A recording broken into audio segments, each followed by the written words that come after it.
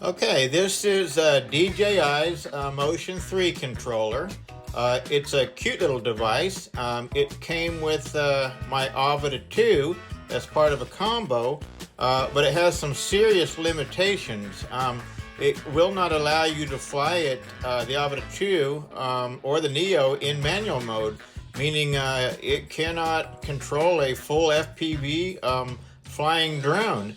Certainly cannot control an RC helicopter or an RC airplane, much like my HandyEdgeTx has been able to. So it's got some serious limitations. Let's see what we can do about that. Okay, this is DJI's Remote Controller 3. It can control the Neo and the Avata 2 in what they call manual mode, which is similar to just full outright flying of FPV drones. It has joysticks that are required to do this, which also means it requires two hands for you to do this type of control. So it's kind of nice, but really not really what we need if we want to fly single-handed pretty much anything, just because it's got joysticks. This is a toothbrush holder. It is something that I had no use for, and I've used it before in what I call the HandyEdgeTx. I have, close to 30 videos up there demonstrating how it flies radio controlled helicopters and airplanes and so on. So it's a nice ergonomic case to begin thinking about what we might do here for DJI.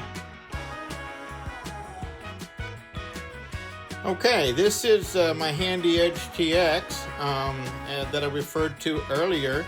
I have several videos on my YouTube channel showing this flying RC helicopters and airplanes and cars, boats, that sort of thing. And so what we're going to try to do is put this technology into another toothbrush case so that perhaps we can let our DJI Avata 2 and Neo experience the same type of pilotry. Okay, you may recognize the hollowed out DJI, what was a DJI Controller 3. Pretty much, I guess the relevant salient things here are that it had a pause return to home button on it functionality. It had a record camera functionality and a start stop button. It had a couple of switches in here that were mode switches, and let's see what else. It was a C2 switch, and down here we had a C1 switch and a power on and off. We also had 4 lights that kind of told us the status. So we're going to try to maintain all of that functionality in our device. Okay, let's see if this makes sense. Let's do a short press, long press. Okay, that looks kind of familiar. I hope it does to most folks that are familiar with the DJI. Let's see if I can get this in my hand properly. We'll see that I've got a throttle here that's for manual mode. In other words, it does not return to center. I have got gimbal control right here at the same thumb fingertip. Okay, I've got some stuff that also should be recognized over here as a C2 switch. We've got a record button there that we can use when we push it. You see that would start or stop a recording or take a picture. Up here we have our C1 switch. On the back side of this, for convenience, we have put a start stop button way up here at the top. we've got the pause and return to home button right there.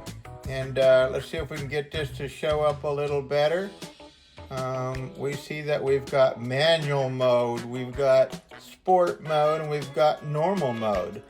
So essentially, we have put my technology along with some of the things from the Controller 3, and we will be able to do reverse, forward, slide to the right, slide to the left, and then rotate counterclockwise and clockwise, and it's spatially independent. So if I just do this, a push like that would be forward and reverse. This would be counterclockwise, clockwise. And so it really doesn't matter in space where I'm at to do this. A slide right would be like this, and a slide left would be like that. So completely spatially independent, and hopefully adds functionality to my Avata 2 and my Neo.